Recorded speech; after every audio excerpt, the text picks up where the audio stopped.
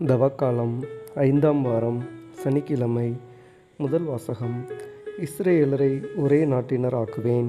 இறைவாக்கினர் எசேக்கியேல் நூலிலிருந்து வாசகம். அதிகாரம் 37, இறைவசனங்கள் 21 முதல் 28 வரை. தலைவராகிய ஆண்டவர் கூறியது: இதோ, நான் இஸ்ரவேலர் சிதறுண்ட நாடுகளிலிருந்து அவர்களை அழைத்து மருங்கினின்றும் கூட்டி சேர்த்து அவர்களின் சொந்த நாட்டிற்கு கொணர்வேன்.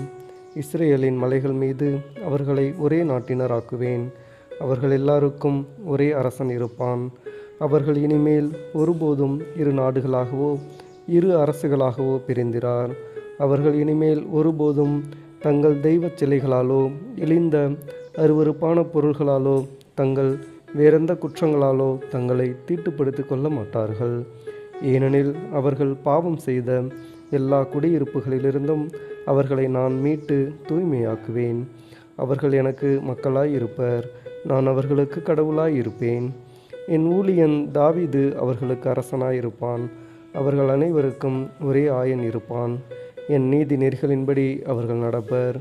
என் நியமங்களை கருத்தாய் கடைபிடிப்பர். நான் என் ஊழியன் யாக்கோப்புக்கு கொடுத்ததும் உங்கள் மூதாதையர் வாழ்ந்ததுமாகிய நாட்டில் அவர்கள் வாழ்வர். அவர்களும் அவர்களின் மக்களின் மக்களும் அங்கு என்றென்றும் வாழ்வர். என் ஊழியன் தாவீது என்றென்றும் அவர்களின் தலைவனாயிருப்பான். நான் அவர்களுடன் நல்லுறவு உடன்படிக்கை செய்து கொள்வேன். அது அவர்களுடன் என்றென்றும் நிலைத்திருக்கும். நான் அவர்களை நிலைபெறச் செய்து அவர்களை பெருக செய்வேன். என் தூயகத்தை அவர்கள் நடுவே என்றென்றும் நிலைக்கச் செய்வேன். என் உறைவிடம் அவர்கள் நடுவே இருக்கும். நான் அவர்களுக்கு கடவுளாய் இருப்பேன். அவர்கள் எனக்கு மக்களாய் இருப்பர். என் தூயகம் அவர்கள் நடுவே என்றென்றும் நிலைத்திருக்கையில் இஸ்ரவேலை தூய்மைப்படுத்துபவர் ஆண்டவராகிய நானே என வேற்றினத்தார் அறிந்து கொள்வர். ஆண்டவரின் அருள்வாக்கு. இறைவா, உமக்கு நன்றி. பதிலுரை பாடல். பல்லவி. ஆயர் தம் மந்தையை காப்பது போல ஆண்டவர் நம்மை காத்தறிவார். மக்களினத்தாரே, ஆண்டவரின் வாக்கை கேளுங்கள். தொலையிலுள்ள கடலோர பகுதிகளில் அதை அறிவியுங்கள். இஸ்ரவேலை சிதறடித்தவரே அதை கூட்டி சேர்ப்பார். ஆயர் தம் மந்தையை காப்பது போல் அதை காப்பார் என்று சொல்லுங்கள். பல்லவி. ஆயர் தம் மந்தையை காப்பது போல ஆண்டவர் நம்மை காத்திடுவார். ஏனெனில் யாக்கோப்பை ஆண்டவர் மீட்டார். அவனிலும் வலியவன் கையினின்று அவனை விடுவித்தார். அவர்கள் வந்து சீயோனின் உச்சியில் பாடி மகிழ்வார்கள்.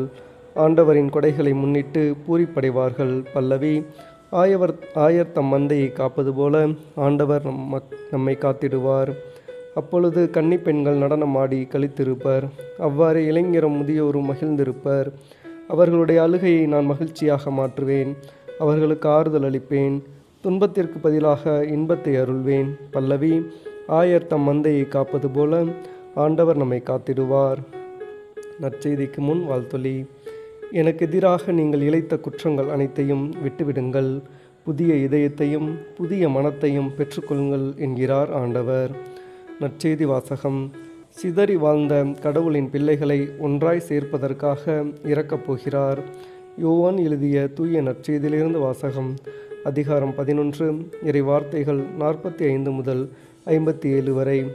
அக்காலத்தில் மரியாவிடம் வந்திருந்த யூதர் பலர் இயேசு செய்ததைக் கண்டு அவரை நம்பினர். ஆனால் அவர்களுள் சிலர் பரிசேயரிடம் சென்று இயேசு செய்ததை தெரிவித்தனர். தலைமை குருக்களும் பரிசேயரும் தலைமைச் சங்கத்தை கூட்டி, இந்த ஆள் பலம் அருள் அடையாளங்களை செய்து கொண்டிருக்கிறானே, என்ன செய்யலாம்? இவனை இப்படியே விட்டுவிட்டால் அனைவரும் இவனிடம் நம்பிக்கை கொள்வர். அப்போது உரோமையர் வந்து நம் தூய இடத்தையும் நம் இனத்தையும் அழித்து விடுவார்களே என்று பேசிக்கொண்டனர். கயபா என்பவர் அவர்களுள் ஒருவர். அவர் அவ்வாண்டின் தலைமை குருவாய் இருந்தார். அவர் அவர்களிடம், உங்களுக்கு ஒன்றும் தெரியவில்லை. இனம் முழுவதும் அழிந்து போவதை விட ஒரு மனிதன் மட்டும் மக்களுக்காக இருப்பது நல்லது என்பதை நீங்கள் உணரவில்லை என்று சொன்னார். இதை அவர் தாமாக சொல்லவில்லை.